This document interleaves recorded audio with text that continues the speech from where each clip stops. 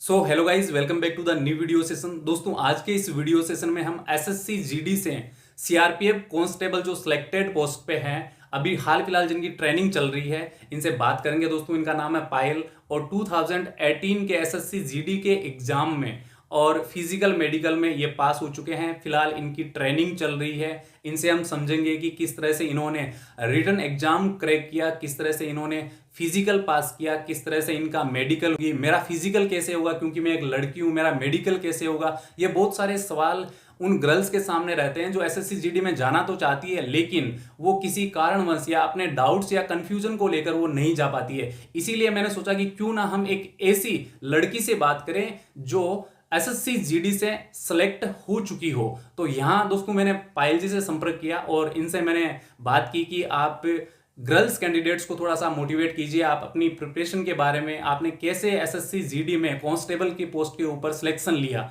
ये आप एक बार शेयर कीजिए। तो ये एग्री हो गए मेरी बात पर, तो मैं इनका थैंकफुल भी हूं।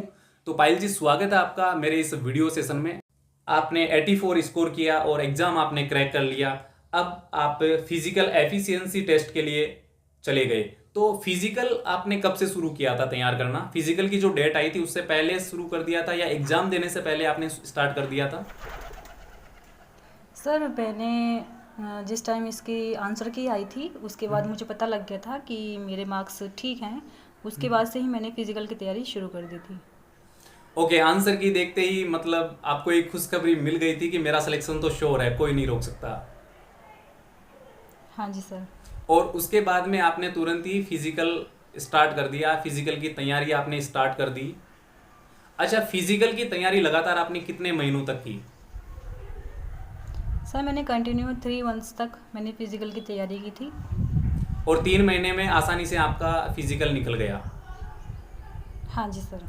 अच्छा पायल जी, फिजिकल में कौन कौन सी एक्टिविटी होती है, आप एक बार वो भी बता दीजिए ताकि जो नए बच्चे हैं उनको अच्छे से जानकारी मिल सके। फिजिकल में क्या क्या हुआ था? सर फिजिकल में गर्ल्स के लिए 1600 मीटर रनिंग होती है 8.5 मिनट में। ठीक है। हाँ जी सर, और कुछ नहीं होता इसमें। ओनली 1600 मीटर की रेस होती है, 8.5 मिनट का टाइम लगता है। हाँ सॉरी, जी सर। मिलता है। और लगता कितना आपके हिसाब से? आपने 3 महीने तैयारी की, तो आपने कितने टाइम में ये जो रनिंग है ये कंप्लीट कर ली थी? सर मैंने वहाँ पे जिस टाइम मेरा फिजिकल हुआ था मैंने वहाँ पे 7 मिनट 24 सेकंड में वहाँ पे फिजिकल लगा लिया था अपना। लगभग 1 मिनट पहले आपने दौड़ पूरी कर ली है ना? हाँ जी सर। अच्छा, लड़कियों के लिए ओनली ये रेस ही होती है 1600 मीटर या फिर लॉन्ग जंप, हाई जंप और कोई एक्टिविटी होती है? नहीं सर, लड़कियों के लिए भी नहीं होती और लड़कों के लिए भी। लड़कों के लिए सर 5 किलोमीटर रनिंग होती है 24 मिनट में और लड़कियों के लिए 1600 मीटर होती है 8.5 मिनट में। 8.5 मिनट में। अच्छा, इसमें एक जो शॉर्ट रेस होती है लगभग 1 मील की रेस होती है, क्या लड़कों के लिए, लड़कियों के लिए, दोनों के लिए होती है या खाली लड़कों के लिए होती है? नहीं सर, वो नहीं होती इसमें। वो नहीं होती है। चलिए, पहले नहीं आई होती थिंक सर। ऐसा कुछ होगा, मुझे याद है थोड़ा बहुत, तो हो सकता है 2018 में नहीं हुआ होगा। और इसके बाद में जैसे फिजिकल आपने कंप्लीट कर लिया, आपने रेस कर ली और फिजिकल आपका एक दिन में सभी एक्टिविटीज हो गई थी? हाँ जी सर, फिजिकल हमारा एक दिन में ही हो गया था। और फिजिकल आपका वैसे हुआ कहाँ था, कौन सी जगह हुआ था? सर मेरा फिजिकल मेरठ में ही हुआ था। मेरिट ही वेन्यू था आपके फिजिकल का। अच्छा, हाँ जी सर। फिजिकल में गर्ल्स की हाइट कितनी मांगी जाती है? सर 157 हाइट मांगते हैं गर्ल्स की। 157 हाइट रहती है। और हाइट का जो माप लेते हैं उस समय आपने देखा कि मतलब जो आपके साथ में थे कितने लोगों को रिजेक्ट करते हैं, यानी स्ट्रिक्टली लेते हैं या फिर एग्जैक्टली 157 लेते हैं? सर बहुत स्ट्रिक्ट, हाइट, काफ़ी सख्त हाँ, लेते हैं। अगर किसी की हाइट 156 है तो मुश्किल है काम। हाँ जी सर, वो बाहर कर हाँ, देंगे उसको। होना चाहिए, मतलब 157 प्लस ही होना चाहिए, माइनस नहीं होना चाहिए। माइनस नहीं होना चाहिए सर, प्लस ही और होना प्लस में चाहिए। भी थोड़ा बहुत प्लस हो तभी अच्छा रहेगा ना आगे। क्योंकि ऐसा मैंने भी सुना है हाँ कि जी जो सर। हाइट वगैरह होती है वो स्ट्रिक्टली ली जाती है, काफ़ी कड़ाई से ली जाती है। और बहुत सारे बच्चे जो हाइट कंप्लीट करते हैं, मतलब पूरा पूरा जिनकी हाइट होती है वो भी निकल जाते हैं बैड लक से। हाँ जी सर, ऐसा हुआ है। मेरे साथ की लड़की थी, उसकी हाइट कंप्लीट थी, तब भी उसको निकाल दिया हाँ, था। ये क्योंकि उनकी भी सिलेक्शन जो करवाते हैं उनकी भी मजबूरी होती है, क्योंकि जो पोस्ट होती है वो पहले से निर्धारित होती है, उनको तो उसी हिसाब से आगे सिलेक्शन करना पड़ता है। ये हाँ जी चीज़ें भी सर। काफ़ी ज़्यादा मायने रखती है। अब आप पहुंच गए मेडिकल में, तो फिजिकल का जो रिजल्ट है वो आपका कब डिक्लेयर किया गया था? उसी दिन डिक्लेयर हो गया था क्या? हाँ जी सर, उसी दिन उन्होंने बता दिया था कि आप क्वालिफाई हैं, डिस्क्वालीफाई ओके। हैं। जो लोग रनिंग क्लियर कर रहे थे वो क्वालिफाई थे। जो रनिंग कर रहे थे वो आगे क्वालिफाई हो रहे थे, कोई ज़्यादा दिक्कत नहीं हो रही थी। आगे हाइट में कम ही लोगों की दिक्कत होती है, वैसे ज़्यादा लोगों की नहीं होती है। हाँ जी सर, हाइट इन्होंने पहले ही रनिंग करने से पहले ही नाप ली थी। अच्छा, हाइट वाला टास्क पहले हो गया, उसके बाद में रनिंग करवाई। हाँ जी हाँ, सर। तो उससे बेनिफिट भी हो गया कि उनको फालतू में दौड़ नहीं करनी पड़ी। हाँ जी अच्छा, सर। आगे फिजिकल होने के कितने दिन बाद आपका मेडिकल हुआ था? सर मेरा सितंबर में मेरा फिजिकल हुआ था और जनवरी में मेरा मेडिकल हुआ था। अच्छा पायल जी, बहुत सारी ऐसी लड़कियां होती है जो एसएससी जीडी में कांस्टेबल की पोस्ट पर या जो सेना है उसको ज्वाइन करना चाहती है, लेकिन उनके एक डाउट रहता है कि पता नहीं मेडिकल कैसे होता है। आप अपना अनुभव बताइए कि आपका मेडिकल कैसा रहा, आपके पहले कोई हेजिटेशन या डाउट था क्या मेडिकल को लेकर? हाँ जी सर, मतलब हेजिटेशन तो होती है, लेकिन बहुत नॉर्मल ये मेडिकल करते हैं, इतना हार्डली नहीं करते हैं मेडिकल। अच्छा, जो मेडिकल आपका लिया जाता है तो आपका मेडिकल आई थिंक जो लेडीज स्टाफ होता है वही लेते हैं। हाँ जी सर, लेडीज और स्टाफ लेती मेडिकल है। में आई थिंक एक तो आपका विजन यानी आई साइट चेक करते हैं मोस्टली। हाँ अच्छा, जी सर। आंखों पर अगर चश्मा लगा हो या किसी ने लेंस लगवा रखे हो तो क्या उसका सिलेक्शन हो सकता है?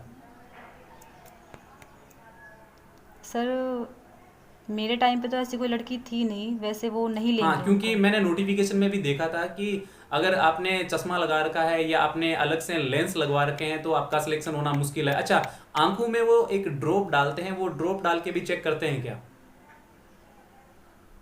नहीं सर, हमारा इन्होंने आई ड्रॉप कोई नहीं डाली थी आंखों में। अच्छा, बिना आई ड्रॉप के ही आपका सीधा विजन टेस्ट हो गया था, जो दूर दृष्टि और निकट दृष्टि हाँ जी होता है सर। वो दोनों चेक कर लिए।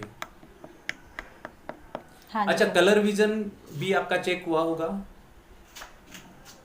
हाँ जी सर, कलर विज़न चेक हुआ एक था बार हमारा। कलर विजन के बारे में थोड़ा सा आप बता दीजिए कि कलर विजन होता क्या है, क्योंकि बहुत सारे लोगों को कलर विजन का पता नहीं होता, और ये कलर विजन वाला टेस्ट कैसे लिया जाता है?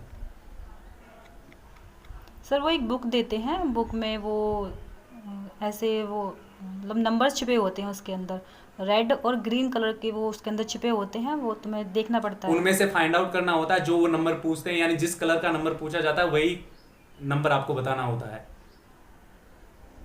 हाँ जी सर, उसमें नंबर छिपे होते हैं, 36 52 ऐसे लिखा होता है उनके अंदर।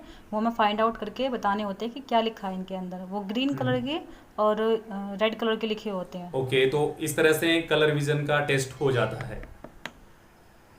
अगर मान हाँ लो जी सर। किसी लड़की ने अपनी बॉडी पे, हाथ पे कहीं पर टैटू बनवा रखा है तो क्या उसका सिलेक्शन हो सकता है? क्या आपने ऐसा कोई एग्जाम्पल देखा?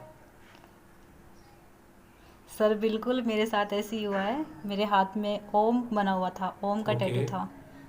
सर वो मैंने जिस टाइम फिजिकल दिया था तभी मैंने वहाँ सर से पूछ लिया था, उन लोगों ने बोला कि इस टैटू को निकलवा लेना, और मैंने निकलवा लिया था, क्योंकि मेरे ही सामने 3 लड़कियों को रीमेडिकल मिला था टैटू के तो लिए। आपके हिसाब से अगर बॉडी पे टैटू है या तो आप उसको रिमूव कर लीजिए, हाँ अदरवाइज जी आपका सर। सिलेक्शन नहीं हो सकता है, क्योंकि हाँ जी ये सर। फोर्स है और फोर्स में जाने में जो टैटू वगैरह है जो आप बॉडी पे डिजाइन वगैरह बनवाते हैं वो अलाउ नहीं करते हैं, और ये हाँ जी सर। सिक्योरिटी रीजन के लिए जरूरी भी है। तो आपने खुद ने ओम बनवा रखा था अपने हाँ जी हाथ सर। पे? हाँ जी, मेरे हाथ में खुद में ओम था, बट मैंने वो रिमूव करा अच्छा, लिया था। चलिए आप ये भी बता दीजिए कि ये रिमूव कैसे करवाते हैं, क्योंकि अगर मान लो किसी ने बनवा रखा है तो फिर वो पूछेगा कि रिमूव कैसे करवाएं। सर इसे लेज़र से निकलवा लीजिए या फिर सर्जरी करवा लीजिए अच्छा, इसकी। लेजर से निकलवा सकते हैं, सर्जरी भी करवा सकते हैं, फिर कोई दिक्कत नहीं होती है मेडिकल में। हाँ जी सर। अच्छा, अगर मान लीजिए किसी लड़की के या किसी लड़के के मान लो ऑपरेशन हुआ हो तो ऑपरेशन के कितने टाइम बाद में मेडिकल अलाउ होता है? सर ये केस तो मेरे सामने हुआ नहीं था कोई भी कि किसी का ऑपरेशन हो रखा है। ओके, ये बात मैं सर इस बारे शेयर में कर देता हूँ। मैंने सुना है काफ़ी लोगों से जो सीआरपीएफ में है या एसएसबी में है कि अगर किसी का ऑपरेशन हुआ हो तो 3 महीने बाद अगर मेडिकल है तो वो एलिजिबल है। लेकिन अगर 3 महीने के अंदर अंदर मेडिकल के टाइम पर ऑपरेशन हुआ है तो फिर उसको अलाउ नहीं किया जाता है, ऐसा मैंने सुना है। तो इस बात का भी आप जरूर ध्यान रखें। एक मैं आपसे पूछना चाहूंगा कि नोकनी की जो प्रॉब्लम होती है उसका आपका टेस्ट किस तरह से हुआ? जो नोकनी या फ्लैट फुट, फ्लैट हैंड, ये भी आपके सब चेक हुए थे क्या फिजिकल के दौरान, सॉरी उसमें मेडिकल के दौरान? सर नहीं, हमारा नॉकनी चेक नहीं हुआ था, ना ही फ्लैट फुट चेक हुआ था। अच्छा, लड़कियों का ये चेक नहीं होता है क्या, फ्लैट फुट और नोकनी? सर हमारा तो नहीं हुआ था, मोस्टली होता है लेकिन इसमें नहीं हुआ था, किसी भी लड़की का नहीं हुआ अच्छा, था। वो डिपेंड करता है कि मेडिकल का वेन्यू क्या है और वहाँ पर नंबर ऑफ कैंडिडेट्स कितने हैं और कंपटीशन कितना है, ये सब चीज़ें मैटर करती है। अगर कंपटीशन कम होता है, जितनी पोस्ट होती है उतने ही बच्चे होते हैं, तो फिर इन चीज़ों को ज़्यादा स्ट्रिक्टली नहीं लिया जाता। आई थिंक यही रीज़न होगा। हाँ जी सर। ओके, अब पायल जी मैं आपसे फाइनली जानना चाहूँगा, अगर मान लीजिए कोई एसएससी जीडी में कोई लड़की आपके इस इंटरव्यू को देखकर जाना चाहे तो आप उसको क्या बोलना चाहेंगे? बिंदास होकर बताइए। सर मैं यही बोलना चाहूँगी कि तैयारी अच्छे से करो, इतना हार्ड नहीं होता है, इसमें सब अच्छे से होता है, सब आराम से हो जाएगा। आप ट्रेनिंग में हो और ट्रेनिंग में आपने माहौल तो नोटिस किया होगा कि लड़कियों के लिए सीआरपीएफ में कैसा माहौल है? सब बहुत अच्छा माहौल है लड़कियों के लिए, सबसे सेफ़ जो सेना है वो ये ही है।